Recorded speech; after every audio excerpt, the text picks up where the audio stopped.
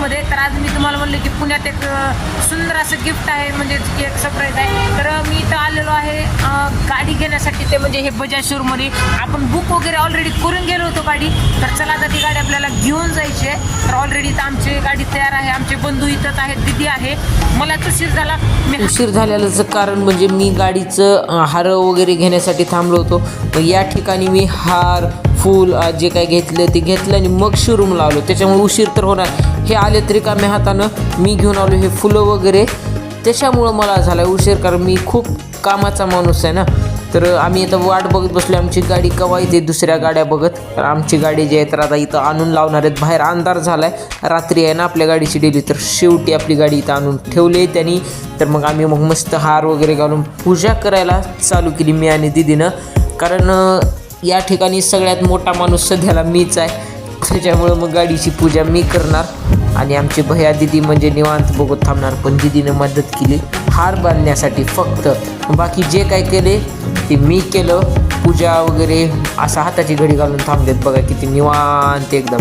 आणि मलाच सांगते अजून काय करावं त्याला. मग म्हणून मी मस्तपैकी केली पूजा, व्यवस्थित करून घेतली मी या ठिकाणी.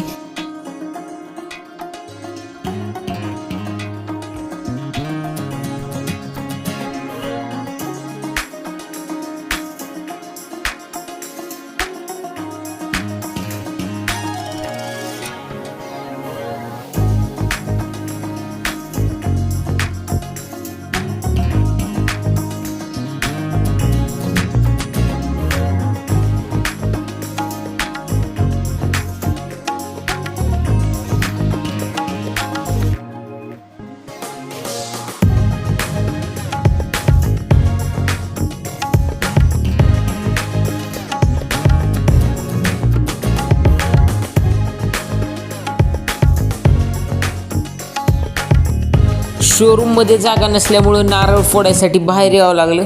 मग बाहेर गाडी लावून मग नारळ फोडला आम्ही.